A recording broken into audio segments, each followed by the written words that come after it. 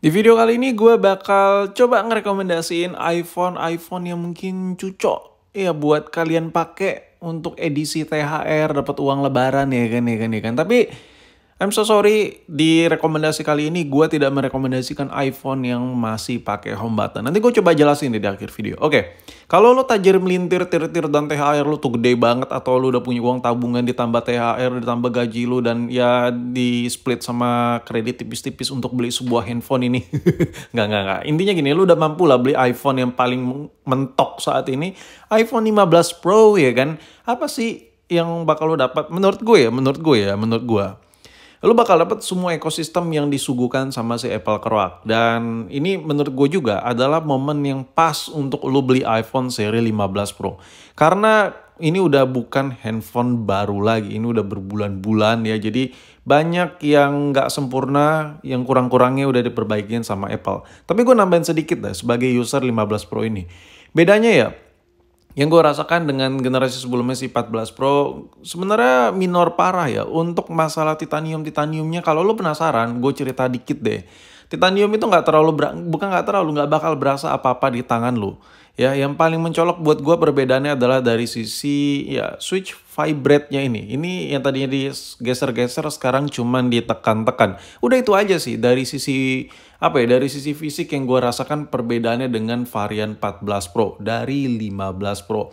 Nah, kalau untuk ngomongin kamera, sebenarnya gini, kalau seandainya sekarang lu lagi make iPhone 13 Pro, menurut gue upgrade ke 15 Pro itu ya udah worth it lah.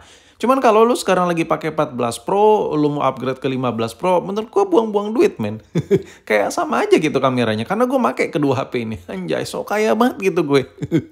Nah, kalau ngomongin soal layar di handphone ini sebenarnya gue nggak bisa bilang jelek, nggak bisa bilang bagus. Karena antara 14 Pro dengan 15 Pro, mata gue ngeliat tuh emang nggak ada perubahan gitu cuy. Jadi ya menurut gue handphone ini sempurna buat lu yang lagi pakai 12 Pro, 13 Pro. Dan handphone ini tidak sempurna buat lu yang lagi make 14 Pro saat ini. So, kalau lu udah ada duitnya, gue nyaranin gini. Kalau lu udah mampu beli 15 Pro, tapi lu lagi pakai 14 Pro, mendingan gak usah upgrade. Mendingan duitnya ditabung atau buat yang lebih penting dulu. Tapi kalau sekiranya lu udah punya duitnya, dan sekarang lu lagi pakai iPhone 12 Pro, 13 Pro lah paling mentoknya saat ini, ya udah upgrade aja, itu bakal berasa bedanya. Nah, sekarang gue ngomongin soal Dynamic Island. Dynamic Island ini menurut gue ini adalah hal yang tidak terlalu berguna sekali dalam hidup gue.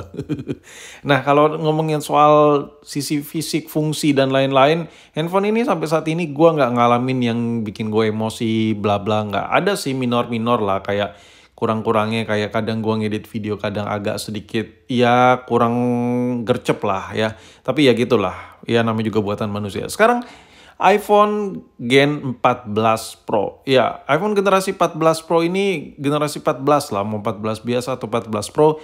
Kalau lu udah punya duitnya apakah worth it? Ya worth it lah. Ini handphone baru cuy. Dan sekarang gua make handphone ini malah.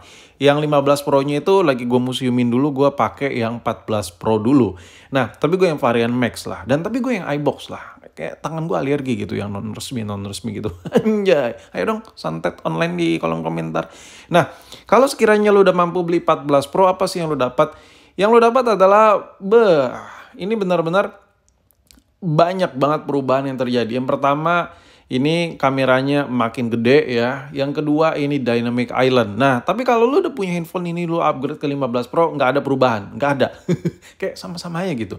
Tapi kalau lu pakai 13 Pro, dan lu upgrade ke 14 Pro ini, ya ini masih oke. Kenapa? Karena kameranya lebih besar, berasa banget sih, bedanya banget. Terus tadinya layar Dynamic Island di 14 Pro, kalau 13 Pro belum Dynamic Island. Jadi lu berasa handphone baru lah, lebih fresh gitu. Kalau lu sekarang lagi pengguna 13 Pro dan mau upgrade ke 14 Pro. Lalu apakah handphone ini lemot bang? Kan ini bukan handphone yang paling barunya Apple. Enggak. Ini masih overkill parah ya. Gue pakai buat ngegame, gue pakai buat main PUBG. Ya kalau gue lagi gabut gue main PUBG. Terus gue pakai juga handphone ini buat ngedit video gue sekarang di 14 Pro Max gue ini. Ini bener-bener bener-bener enak banget, nampol banget. Bahkan gue lebih suka 14 Pro varian Max ini ketimbang 15 Pro biasa ya. Sekarang kayaknya gue udah mulai suka varian Max ya. Udah mulai terbiasa tangan gue dengan yang gede-gede gini. Ya, tapi balik lagi ke rezeki lu lah. Kalau lu mampunya beli 14 Pro biasa ya sokin lah. Karena nggak ada perbedaan yang signifikan selain yang besar-besar yang gue rasakan sih. Karena gue juga udah pernah pakai juga 14 Pro. Kalau dibandingkan sama-sama aja. Nah, ini yang gue suka yang 14 Pro ini ya. Dia tuh belakangnya tuh padet. Beda sama 15 Pro kalau diketok-ketok ini kopong. 14 Pro ini lebih berasa handphone mahal. Ini kalau menurut gue ya. Yang pertama bezelnya tuh kilat ya. Bener-bener klimis banget nih handphone. Oke, kita lanjut ke yang lebih murah lagi. iPhone seri 12. Mau 12 mini, 12 biasa, atau 12 Pro. Intinya gen ke-12 ini. iPhone generasi 12 ini. Maksud gue tipe iPhone 12. Ribet banget ngomongnya kan. Maklum lah ya. Mikirin THR gue. Jadi untuk iPhone 12 mini ini atau 12 biasa atau 12 Pro worth it atau tidak dibeli. Jadi gini. Ini jelas bukan handphone yang paling baru. Tapi kalau sekiranya budget lo atau rezeki lo ditambah THR mampunya beli iPhone 12 biasa, 12 Pro atau 12 mini. Apa sih yang lo dapat? Yang lo dapat adalah kamera yang cukup overkill tapi dalam hal video recording. Kalau buat foto-foto, menurut gue ya, ini menurut gue, Android harga 5 jutaan itu udah bisa ngalahin iPhone 12. Ya, seri 12 kalau untuk kamera jepret ya.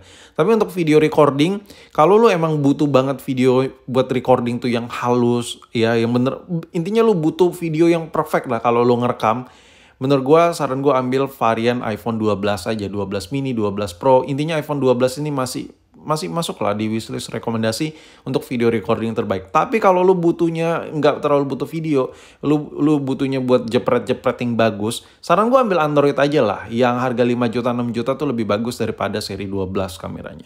Nah, ngomongin soal chipset balik lagi ke pengguna masing-masing lah. Kalau lu seandainya ngegame gitu, ngegame berat gitu, jangan ambil yang 12 mini, ambil yang 12 biasa. Dan jangan juga yang 12 Pro kalau buat ngegame, karena terlalu berat handphonenya ya. Agak-agak kurang nyaman nanti kalau lu ngegame.